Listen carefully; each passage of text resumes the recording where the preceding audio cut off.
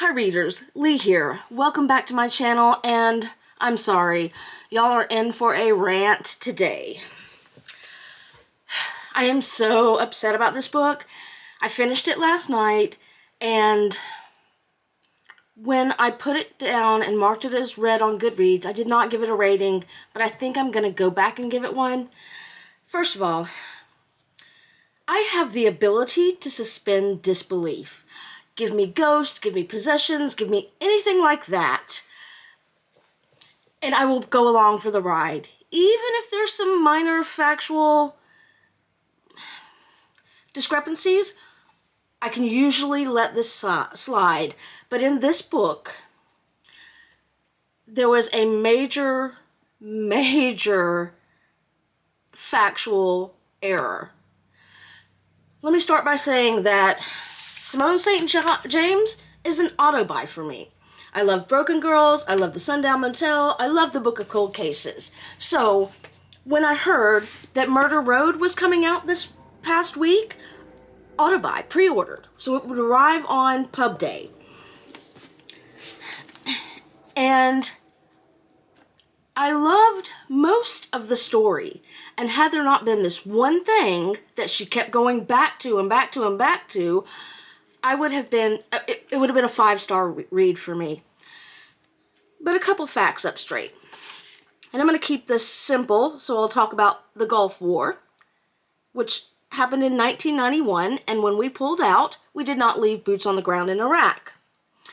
And I'll talk about the Iraq War, which started in 2003, and we did leave boots on the ground behind for quite some time, but that's not the point. This book, Murder Road, is set in 1995, and we learn early on that the main character's husband had been in the army and had been stationed overseas and had been in Iraq. Okay, conceivable, Gulf War. But then she talks about how he'd done a 14-month deployment in 1993. This is all peppered throughout the book. We don't get it straight up like that. But a 14-month deployment in Iraq. No, ma'am, he did not. She does say this, which I thought was funny. I couldn't see my husband anymore. Just the man who had spent 14 months in Iraq doing God knew what. God knew what.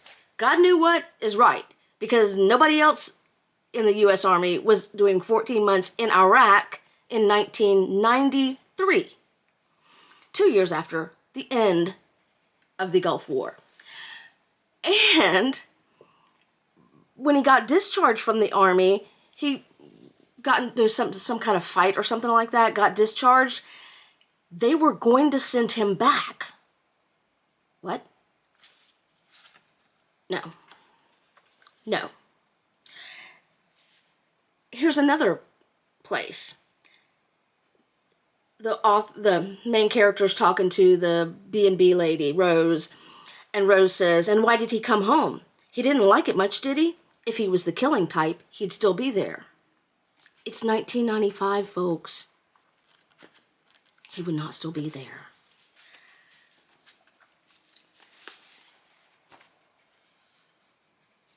I am so frustrated and angry about this, because in addition to all that,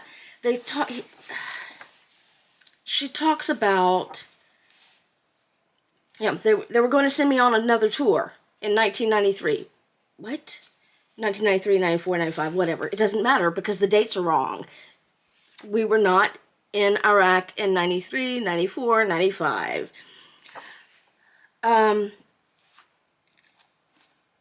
Livid. She also talks about other things that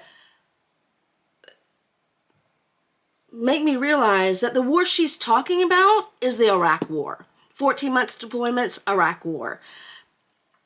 Roadside bombs, she doesn't use that word, but that's what she's talking about, Iraq War. She's not talking about the Gulf War in any of this. And it's a missed opportunity, because she could have talked about Gulf War syndrome and if she was talking about the correct war, but she was not. I'm fucking livid now. to make such a critical factual error and then keep coming back to it. I tried to forget about it, but she kept bringing it up. He was fast, army fast. She kept bringing it up over and over and over, and it's clear that the war she's referring to, the things that happened in the Iraq War, not the Gulf War, which is hell, it's not even when he would have been overseas, because he went overseas in 1993. Had she just said Kuwait and left it like at that, I would have been fine. But folks, she also had a missed opportunity. There's this one paragraph where I was like, oh, she's going to do it. All these things that have been bothering me are going to be resolved because of this. The husband says, the nightmares have stopped, but sometimes I feel like I'm dreaming. Dreaming? I asked. Dreaming everything, Eddie said. That I'm here living this life with you. Like I woke up and I was just here one day and I don't know how I got here.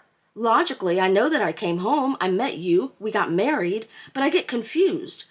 The police keep asking me why I made the turn and ended up in Cold Lake Falls, and I don't have any answer for them. I don't know because I don't really remember. I honestly don't know how I got here. Now, she could have pulled a Shutter Island right there and made everything that happened related to some sort of post-traumatic stress from his service in the Iraq War, and it's really not 1995, it's kind of some kind of fucked up dream. But she didn't do that.